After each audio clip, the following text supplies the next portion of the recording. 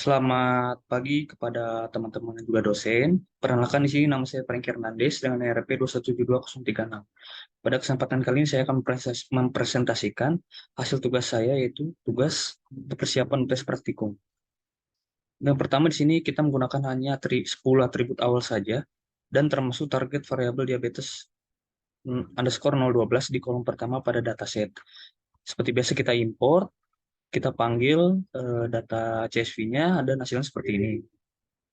Kemudian kita tampilkan datanya dengan dbtshealth.head. Dan hasilnya seperti ini. Kemudian kita menampilkan shape datanya menggunakan dbtshealth.shape. Yang didapatkan adalah 25360 rows dan 22 columns. Di sini kita memilih 10 atribut awalnya dan menggunakan dbtshealth.elodge, yaitu kita mengambil 11 kolom, termasuk dengan indeks 0. Kita tampilkan 5 baris pertama dari datasetnya, dan hasilnya seperti ini. 10 kolomnya itu diabetes underscore 012, high BP, high cold check, BMI, smoker, stroke, heart disease attack, peace activity, fruits, dan vegetable. Yang kedua kita buat visualisasinya, bebas 3 kolom data yang ingin divisualisasikan. Yang pertama di sini saya menggunakan scatter, yaitu BMI dan high BP. Kemudian menggunakan HIS, kolom peace activity dan diabetes underscore 012. Yang ketiga di sini saya menggunakan bar, kolom fruits, dan vegetable. Hasilnya seperti ini.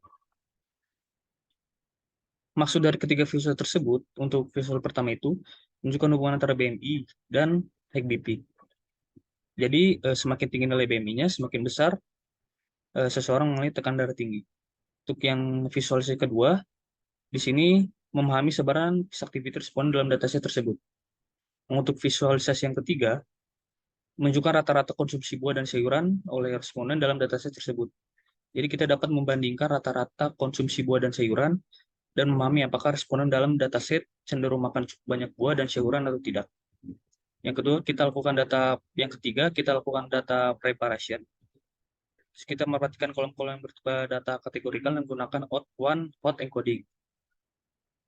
Untuk one hot encodingnya, kita milih kolom education, income, dan age. Di sini kita concat dengan memanggil kolomnya dengan X sama dengan 1. Dan hasilnya seperti ini. Kemudian nomor 4, lakukan pembentukan model dengan menggunakan logistic regression, menggunakan parameter solver, saga, regularisasi rich. Kemudian untuk NRP genap, itu kita melakukan pelatihan mekanisme hold out, ratio test 30% dan train 70%. Seperti biasa kita import, kemudian kita get dummies, kolom piece activity-nya, kemudian kita elodge 1 dan 0, kemudian kita panggil XTC train testnya dengan T-size 0,3 dan range test 0,42. Kemudian kita lakukan normalisasinya menggunakan Z normalization. Kemudian kita buat model logistik dengan parameter solver, penalty L2, solver saga, max-iternya 10.000. Kemudian kita feed extrain trainnya, kemudian kita evaluasi pada testing menghitung hasil akurasinya, itu 0,843. Itu yang kelima, kita tampilkan koefisien matrik, precision, recall, akurasi, erosi, koefisien intercept-nya. Kita buat menggunakan dataset untuk membuat prediksinya. Kemudian kita buat koefisien matriksnya. Kita hitung precision, recall, akurasinya.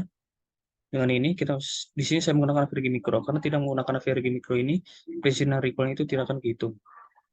Kemudian kita tampilkan nilai koefisien intercept-nya dengan model.coef dan model.intercept. Hasilnya seperti ini. Untuk erosi curve, saya sempat bikin kemarin, tapi errornya nggak tahu error di mana. Jadi saya hanya membuat coefisien, precision, recall, akurasi, koefisien, dan intercept saja. Karena memberikan analisis terhadap performa model hasil pelatihan. Jadi hasil yang dilakukan di atas, akurasinya 0,87. Koefisien matriknya itu menunjukkan model cenderung melakukan lebih banyak kesalahan tipe 2 false negatif daripada kesalahan tipe 1, yaitu false positif. Ini menunjukkan bahwa model cenderung kurang sensitif dalam mengklasifikasikan pasien yang sebenarnya positif diabetes. Dari nilai koefisien intercept-nya, BMI dan usia itu faktor yang berpengaruh. Kemudian, penggunaan regulasi rich dan logistic regression-nya membantu mencegah overfitting dan meningkatkan generalisasi model. Model itu yang mengalami overfitting ataupun underfitting dari hasil evaluasi di atas. Namun, perlu dicatat bahwa penggunaan satu dataset saja dapat menghasilkan bias yang tidak diinginkan pada hasil evaluasi. Ketujuh, lakukan sebuah eksperimen tambahan untuk proses tuning terhadap parameter logistik. Kita gunakan parameter solver saga regularisasi lasso.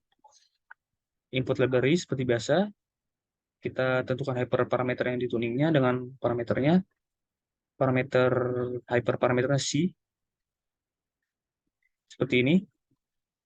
Kemudian kita buat objek logistic regression dan grid search CV-nya dengan parameter final T1 dan solver sama dengan saga. Kita lakukan pelatihan dengan menggunakan grid search CV, parameternya extraneous train. Kita dapatkan nilai hyperparameter terbaik dan skor terbaiknya, base param dan base score. Kita kemudian membuat model dengan hyperparameter terbaik dan lakukan pelatihan. Hasil seperti ini. Nah, untuk nomor 8 di sini memberikan analisis apakah hasil menjadi lebih baik, tetap atau malah terjadi penurunan performa terhadap model awalnya. Berdasarkan hasil di atas, dapat dilihat bahwa penggunaan solver saga dan regularisasi lasso ini tidak memberikan peningkatan performa yang signifikan dari model awal menggunakan solver saga dan regularisasi rich. Bahkan hasil dari model yang menggunakan solver saga dan regularisasi lasso memiliki recall dan F1 score yang lebih rendah pada kelas minoritas. Hal ini menunjukkan bahwa model cenderung lebih banyak melakukan kesalahan tipe 2, di mana data yang seharusnya terdetiksi sebagai positif ternyata diprediksi sebagai negatif. Oleh karena itu, pada kasus ini lebih disarankan untuk menggunakan solver saga dan regularisasi rich untuk membangun model logistic regression pada dataset ini. Sekian presentasi dari saya. Mohon maaf jika ada kesalahan kata. Terima kasih.